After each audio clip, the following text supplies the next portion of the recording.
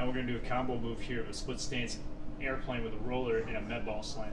So same setup as like when I did the split stance airplane with a roller, pushing in against the roller with the inside of my knee. You got the weight on the inside of my foot, my big toes anchored to the floor. I should feel the adductors, so the inside of my thigh, my glute. Okay.